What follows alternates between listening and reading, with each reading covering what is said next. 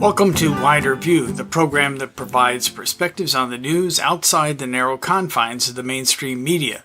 I'm your host, Charles Dunaway. Listeners to this program have observed that we sometimes dive right into a topic and assume the audience has a basic knowledge of it.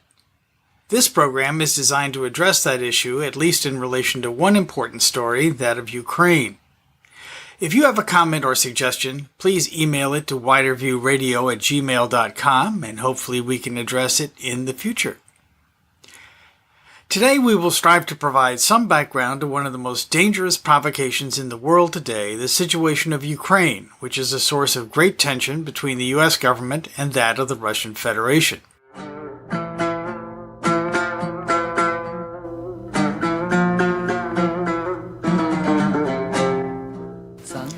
We'll look at the history and geography of the region, the recent incident between Ukrainian Navy ships and Russian naval forces in the Sea of Azov, and the potential for nuclear war that looms over us as a result. To begin, we need to understand a bit about Ukraine. Let's start with geography. Most of you can picture the nation of Turkey and the Bosporus Strait that separates Europe from what we used to call Asia Minor. The Black Sea stretches north of Turkey, and along its eastern shore, Bulgaria borders Turkey, then Romania, and then Ukraine sits at the northeast shore of the Black Sea, with the Crimean Peninsula on its southeastern tip. Ukraine is a fairly large country, about the size of Washington, Oregon, and Idaho combined. It stretches from the Black Sea and the Sea of Azov on the east to Hungary, Slovakia, and Poland on the west, and is bordered on the north by Belarus and the Russian Federation. That geography has made this area a scene of fighting between east and west for centuries, and the name Ukraine itself means borderland. To understand the roots of the conflict there, we need to take in a bit of history as well. Beginning in the late 9th century, the area that is now Ukraine became part of Kievan Rus, a medieval empire that gave its name to both Russia and Belarus. Kievan Rus began to decline during the 12th century following the fall of Byzantium. The 13th century saw the first of many invasions by European forces into Ukraine, the Northern Crusades of Pope Gregory IX. Pope Gregory ordered the Teutonic Knights to either invade what is now Ukraine and convert or kill all pagans, that is to say, Orthodox Christians, they would meet. The Pope's plans were foiled by Prince Alexander Nevsky, who defeated the Crusaders at 1242 at the Battle of the Ice. That left Ukraine in the control of Russia. Another wave of invasions began in the early 14th century and lasted until 1385, when a united Poland and Lithuania gained control of what is now western Ukraine. For the first time, Ukraine was split between east and west. The Poles continued to control western Ukraine for 2 centuries. At that time, Poland was a feudal monarchy who turned the Orthodox peasants of Ukraine into serfs. In 1595, Pope Clement VII ordered the forcible conversion of the Orthodox Christians in Ukraine to the Latin Church. At that point, the split between eastern and western Ukraine became not one just of imperial masters, but one of religion. Here's an excerpt from a Vox.com video that provides a synopsis of the results of that history today and brings us up to date. We in the West tend to look at this conflict solely through the lens of Russian aggression, but there's so much more to understand. You need to understand Ukraine's history, and in particular, how that history has left the country with deep political, linguistic, economic, just fundamental national divisions. So we can see this, first of all, by just looking at a pretty basic political map of Ukraine. If you look at the results in the election that brought Yanukovych to power, you can see that the eastern regions of the country were far more likely to support Yanukovych, and the western regions were far more likely to support Tymoshenko.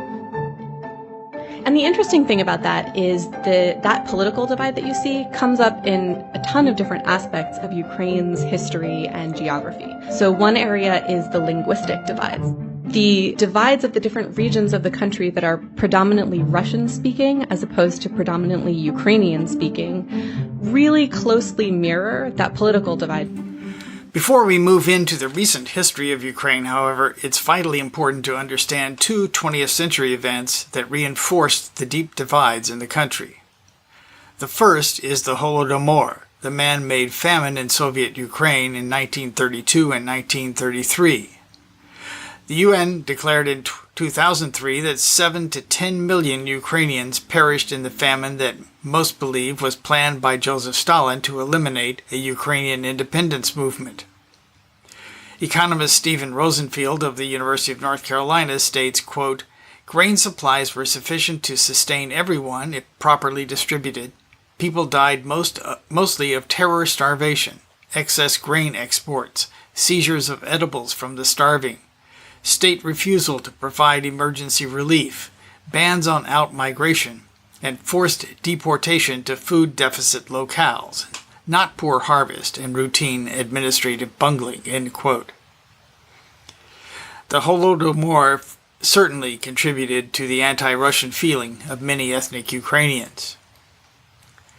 The other important 20th century event was World War II. Here's an excerpt from Oliver Stone's documentary Ukraine on Fire that talks about that period. For most of the Soviet Union, the Second World War was about fighting the invaders of their land. But it wasn't quite so simple for Ukraine. The truth is, Ukraine has never been a united country. When World War II broke out, a large part of Western Ukraine's population welcomed the German soldiers as liberators from the recently forced upon them Soviet rule, and openly collaborated with the Germans. The real scale of collaboration was not announced for many years after the war, but we now know that whole divisions and battalions were formed by Ukrainian collaborators, such as SS Galician, Nachtigall, and Roland battalions. Just in the beginning of the war, more than 80,000 people from Galician region voluntarily enrolled into Division SS Galician in a month and a half, notorious for their extreme cruelty towards the Polish, Jewish, and Russian people on the territory of Ukraine. Members of these military groups came mostly from the Organization of Ukrainian Nationalists, the OUN, founded in 1929. This organization had an ultimate goal of creating an ethnically pure, independent Ukraine, and considered terror an acceptable tool for achieving their ends. Their official flag was black and red, land and blood. It will remain in Ukraine's history long after the OUN will cease to exist. In early 1940, the most radical nationalistic part of the Organization of Ukrainian Nationalists got its own leader, Stepan Bandera. Severely anti-Semitic and anti-communist, he proclaimed an independent Ukraine in 1941. His German allies frowned upon such an act of self-will, and it landed him in prison for nearly all the Second World War. Not participating in the events physically, Bandera still managed to successfully spread his ideology. Many independent historians estimate that the OUN militia exterminated from 150 to 200,000 Jews on Ukrainian territory occupied by the Germans by the end of 1941. The Ukrainian nationalist movement is still alive today, and numerous far-right militant groups are very active in Ukraine. We'll see them later when we talk more about Ukraine today. After World War II, Ukraine continued as one of the Soviet Socialist republics, but it was not until 1954 that Nikita Khrushchev transferred Crimea from the Russian Federation to Ukraine. It should be noted that Crimea had been a part of Russia since 1783, when Catherine the Great defeated the Ottoman Navy and established the Russian Navy base at Sevastopol in Crimea. So that's it for the ancient history. After the break, we'll talk more about post-Soviet Ukraine.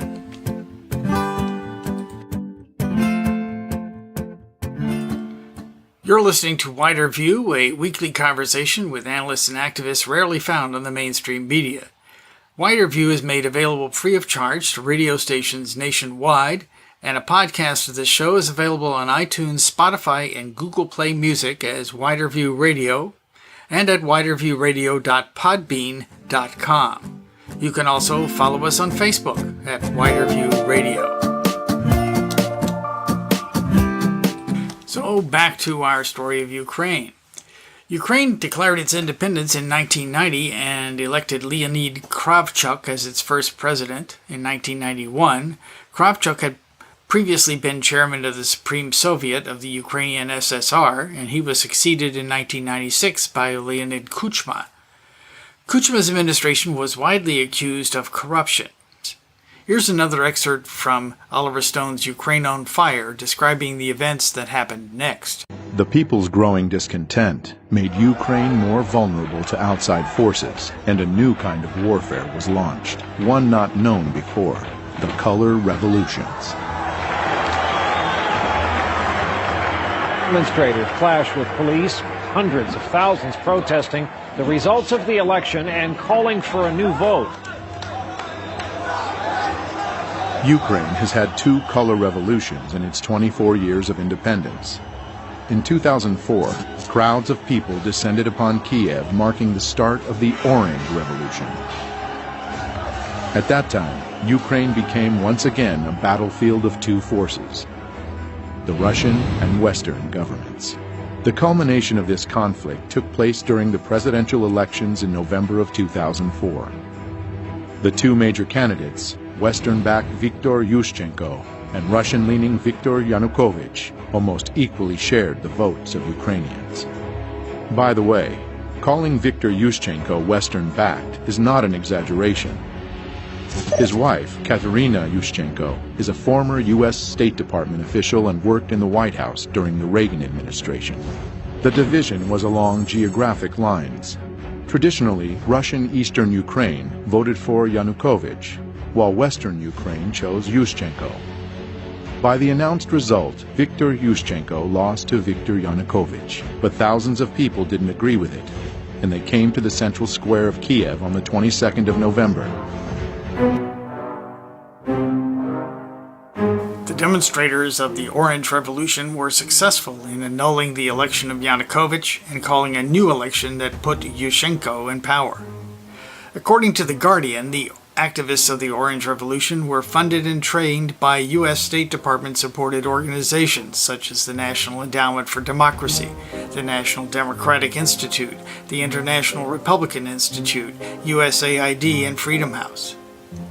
It took a total of 3 rounds of voting marred by numerous claims of irregularities and abuses to finally get Yushchenko in power. But Yushchenko's government was a failure.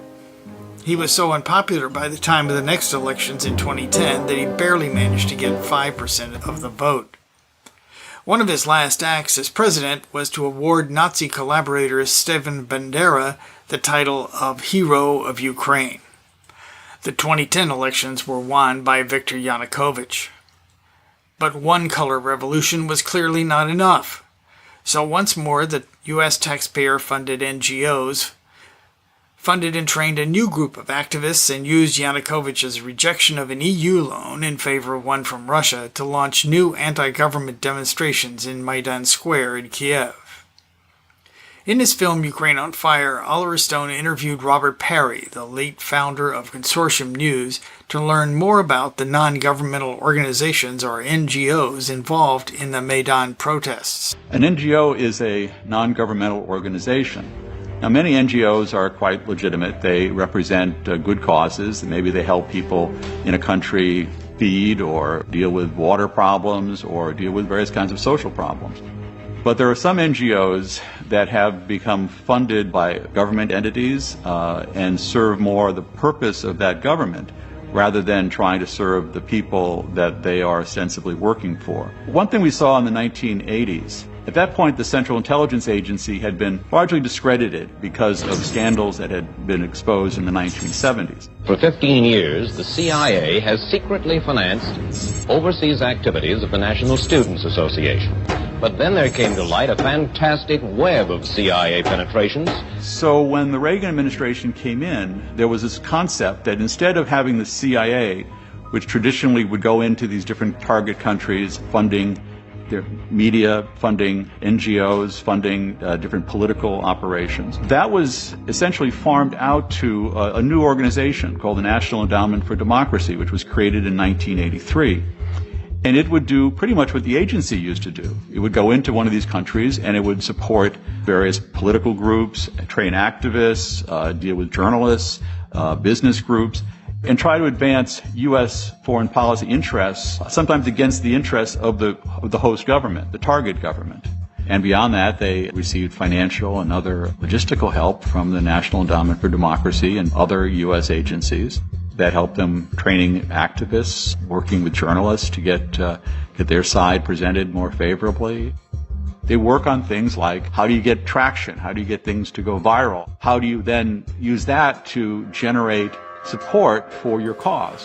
While many of the groups involved in the Maidan protests were seeking an end to corruption or closer ties to Europe, the most powerful, the most violent, and the most successful groups involved in the protests were far-right militant groups that modeled themselves on the Nazi battalions that persecuted Russians and Jews during World War II.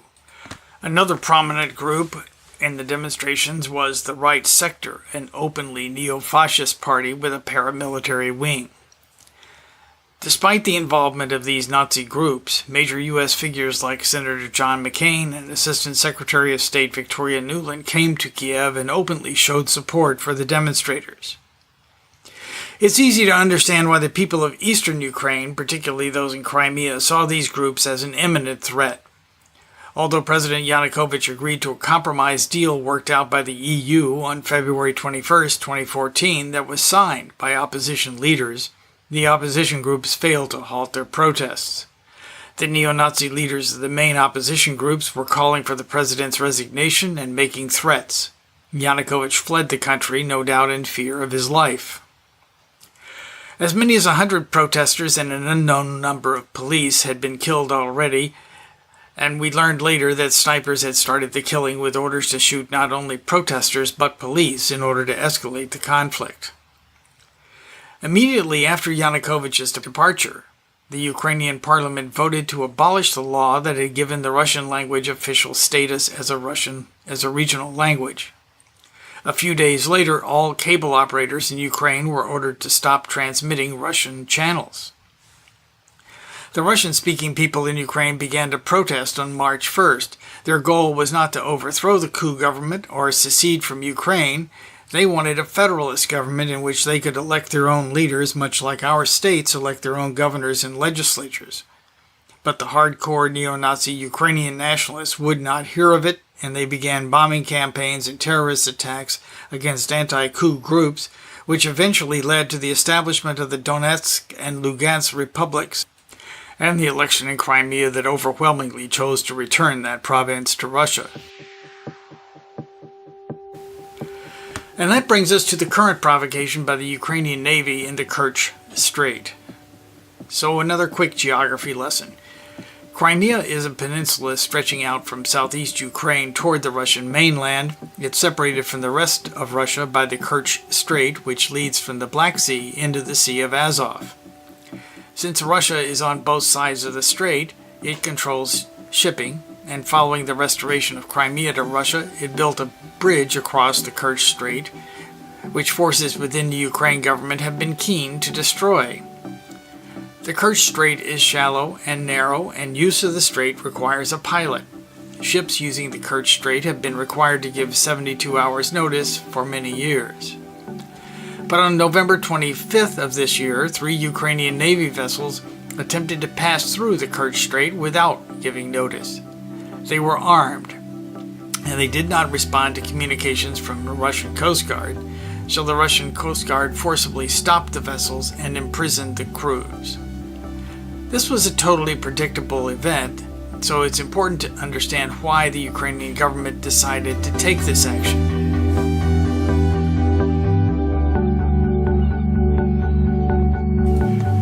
One likely reason is that Ukrainian President Poroshenko is facing an election in March and has an 8% approval rating. Following the incident, he declared martial law for 60 days, which would impact election campaigning, but the parliament only gave him 30 days. Others point to the fact that the incident occurred while preparations were underway for a meeting between the Russian and U.S. presidents on the sidelines of the G20 summit in Argentina. That meeting did not take place. Donald Trump was pressurized by the powerful military-industrial lobby into calling off the planned one-on-one talk with Vladimir Putin. During the latest incident in the Strait of Kerch, Poroshenko once again started raising the specter of war, making public appearances in military uniform and calling on NATO and Germany to send warships into the Azov Sea. Reflecting on the incident in an interview with Ann Garrison on Consortium News, George Zamuli, a senior research fellow at the Global Policy Institute, said, quote, "Whatever the Ukrainians' ultimate intent was, whether it was to carry out an act of sabotage, to provoke the Russians into overreaction and then to demand help from NATO, or simply to go through the strait without a Russian pilot in order to enable President Poroshenko to proclaim the state as non-Russian. Whatever Kiev's intent was, the Russians were entitled to respond. The force the Russians used was hardly excessive. In similar circumstances, the U.S. would have destroyed all the ships and killed everyone on board." End quote. We should not expect the provocations against Russia from Ukraine to stop anytime soon. In fact, on December 14th, there were reports of shellings of civilians in the Donetsk Republic by Ukraine forces in clear violation of the ceasefire agreement. I hope this brief backgrounder has provided at least a framework for understanding the news about Ukraine, and perhaps will stimulate you to learn more about this troubled region and how it's being used by the West to provoke the Russian Federation into war.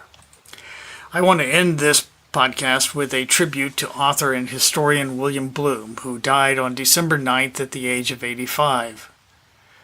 Blum is the author of several vitally important books, including The CIA, A Forgotten History, Rogue State, A Guide to the World's Only Superpower, Killing Hope, U.S. Military and CIA Intervention Since World War II, and most recently, America's Deadliest Export, Democracy, The Truth About U.S. Foreign Policy and Everything Else. Here's an excerpt from William Blum's last public talk. He spoke on a forum entitled Covert Action, Persistent U.S. Attacks Against Democracy and Freedom at the Left Forum in New York City in the summer of this year. Okay, we can all agree, I think, that U.S. foreign policy must be changed. And that to achieve this, the mind, not to mention the heart and soul of the American public must be changed. But what do you think is the main barrier to changing the minds of Americans about U.S. foreign policy? Each of you, I'm sure, has met many people who support our foreign policy, with whom you've argued and argued.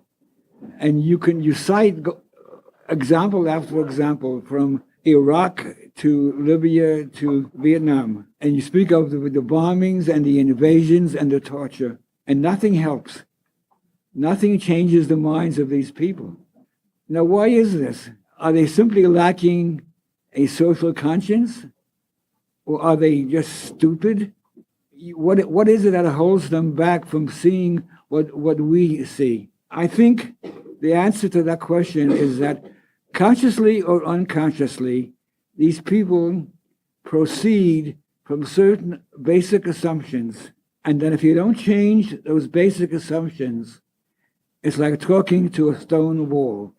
The most basic of these basic beliefs is, I think, a deeply held conviction that no matter what the U.S. does abroad, no matter how bad it may look, no matter what horror may result, the U.S. government means well. American leaders may make mistakes, they may blunder, they may lie. On occasion, they will certainly do more harm than good, but they do mean well. Their intentions are always honorable, even noble.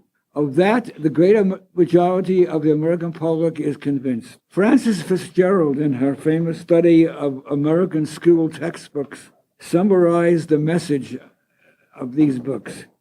Quote, "The United States has been a kind of Salvation Army to the rest of the world. Throughout history, it has done little but dispense benefits to poor, ignorant, and diseased countries. The U.S. always acted in a disinterested fashion, always from the highest of motives. It gave, never took.